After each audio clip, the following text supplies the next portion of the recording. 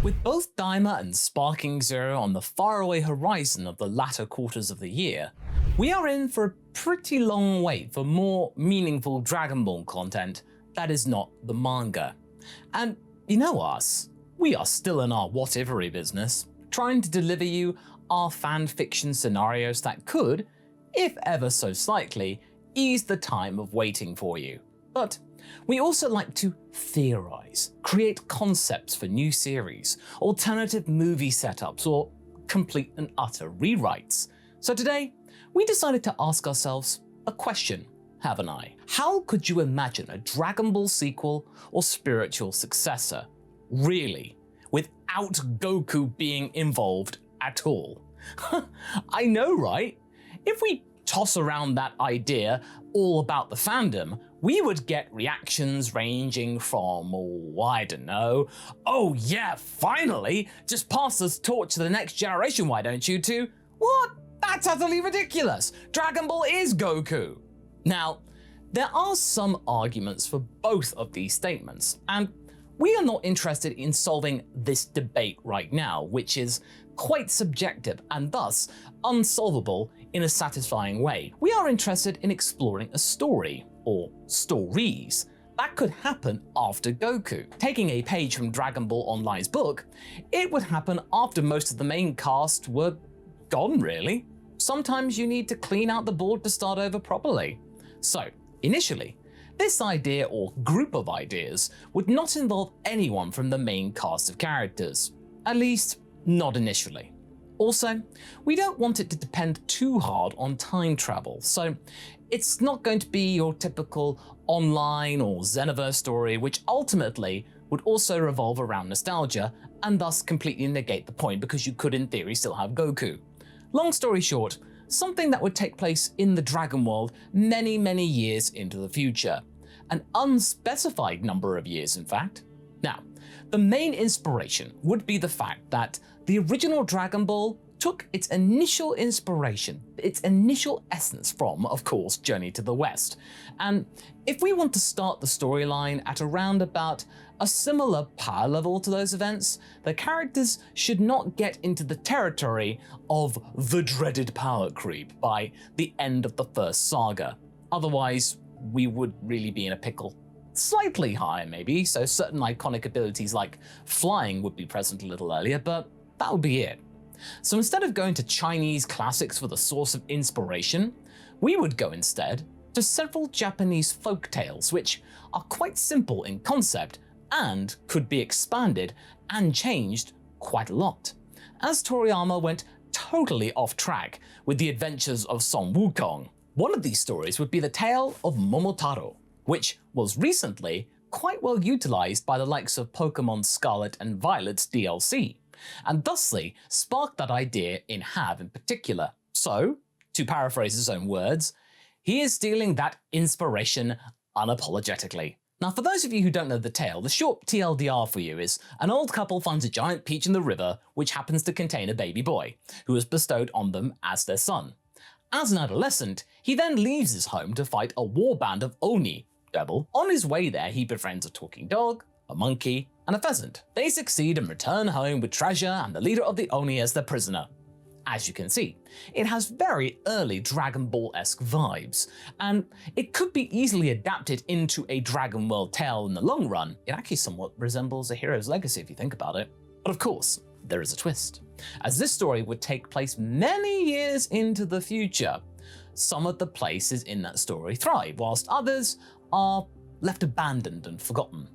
And we do have our old couple living around Mount Paozu, except in this timeline, where it's surrounded even more by a wild and overgrown forest area that has even absorbed large portions of the now seemingly just left derelict Satan City. This area is called Paozu Forest and has some hidden villages and other small parts of civilization. But the old couple live more remotely, though they regularly go on walks to the forest market. During one of these walks, they find something, but instead of a giant peach, a little bit too on the nose, they locate a mysterious pink orb-like spaceship with a CC logo on it. Yeah, basically it looks like a pink saying capsule or something, and inside there is a boy. I know, it feels like a repeat from the original Dragon Ball. What are we trying to get on here? But come on, homages are fine, right? Illusions. Anyway, they name the boy Tamaro and raise him as their own. The family lives away from the overly technologized west capital of the world, but they do recognize the symbol on the capsule. Still, Tamaro isn't told about that until he is older. Our hero is quite strong, but initially, we would keep the level of his strength relatively ambiguous, whether or not he is a Saiyan hybrid, or something completely different. As this would take place even after the likes of online, the Saiyan bloodlines would be present in some families, with some of them being more dominant than others, but you can probably tell it would have been diluted to all hell. Also, the vibe we would like to give to this world is whimsical and fun, but also mysterious. Also, with some proof of a terrible event having predated the time of this series, like something bad happened a long time ago, but everyone's getting over it. It starts to have some kind of Adventure Time vibes now, doesn't it? Anyway, Tamaro's strength would prompt his adopted father to find someone in the forest who would help him get better control over his strength. And wouldn't you know it, he would just so happen to find a martial artist by the name of Pim, who inhabits an abandoned dojo, hinted to be Pan's old training school. She has one student, a dog-like student similar in look to Shu, just slightly more muscular, by the name of Brush. Pim would agree to train Tamaro, although she is very much a trickster and gives her apprentice a lot of weird tasks. Tamaro and Brush would immediately become friends and learn their craft together. Right off the bat, they would learn some iconic Dragon Ball techniques. Although I would tell you right now, no Kamehameha yet. Maybe Wolfang Fist, Masenko, or Dodonrei. Let's give them a chance, shall we? Now, the problem would start when the Demon Gang arrive. This mischievous group of bandits and Oni would terrorize the inhabitants of the forest and their leader, masked Senshami. They allegedly claim the throne of Satan, which is just Mr. Satan's old house, but the locals misinterpreted him as a powerful demon and seemed to worship his likenesses, so he just was like, okay, I'll roll with this. When Tamaro and Brush decided to defend the locals, the gang chases them down. They escape to a weird tower-like structure at the edge of the forest. Obviously, it's the old hideout of Yamcha, but with some climate changes in a way. It's now located, instead of a desert, trees. Yep, that desert's completely gone because, well, things gotta show change, of course. They hide in the tower only to encounter a grumpy, shape-shifting man with a monkey tail named Kashi. He is a loner and dislikes fighting, but the company of the two grows on him a little bit. He lets the two stay in his home, so the gang won't find them for quite some time. Tamaro and Brush feel guilty, as they want to stand up to the Oni gang there and then. But Kashi tells them that they do not stand a chance against them. They finally manage to convince him to travel with them instead, to at least try and find some help that could get rid of the threat. And as they travel to the north, they meet many amazing creatures and have some minor adventures. They also meet a sorceress called Akiji. She is a pretty strong moral compass for the group and has been fighting the Oni herself for quite some time. She says that the best way to defeat them is to capture Senshami. The group decides to help her, even Kashi, because he develops a crush on Akiji. Don't worry, we're not going to get any Roshi vibes here. Together, they leave the forest area to the proper ruins of Satan City, which are not as abandoned as it seems.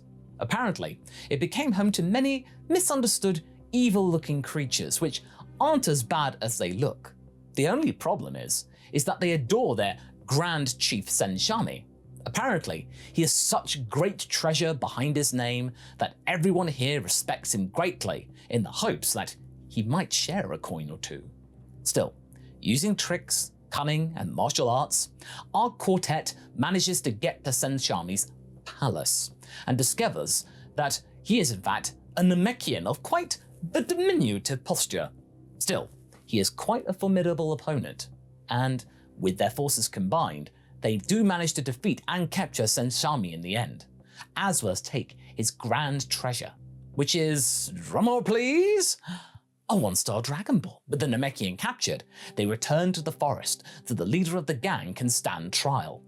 On the way back, Senshami breaks down and reveals the truth, that he used to be one of the dark Namekians of the Mushroom Forest, but he wasn't evil enough for them, for his brethren, so they were bullying him, and thusly, he then found something that he could get his revenge with.